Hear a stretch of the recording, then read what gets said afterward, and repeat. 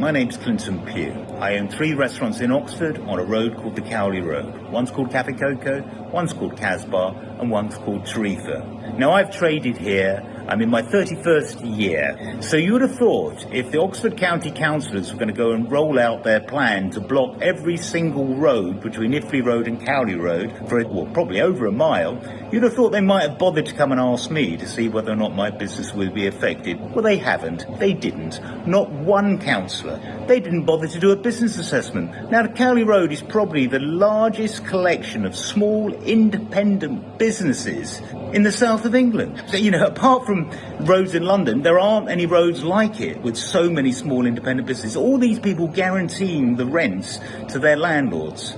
Now, because of what the county council have done, customers aren't coming.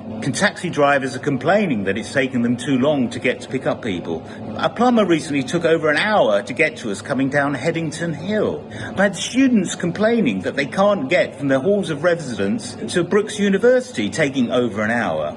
I've had customers saying that they come to down the Cowley Road, it's taken them again a ridiculous length of time, and so they're not bothering coming. Now, I don't understand how and why the county council are responsible for the roads and why it's gone on for such a length of time. But considering hardly any of the councillors actually live in Oxford, they're not the ones that are putting up with this horrendous situation they've created. Now, they're actually going to try and make things worse by introducing bus gates. Now, which, of course, when that segregation happens, I'm sure Oxford would not be worth actually living in.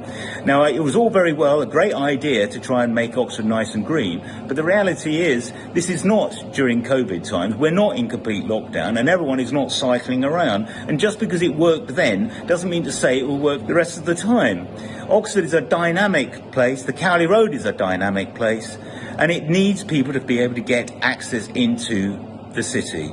Their plans are ill thought out. They're making a huge mistake. They're devastating people's lives and they need to be stopped, and fast.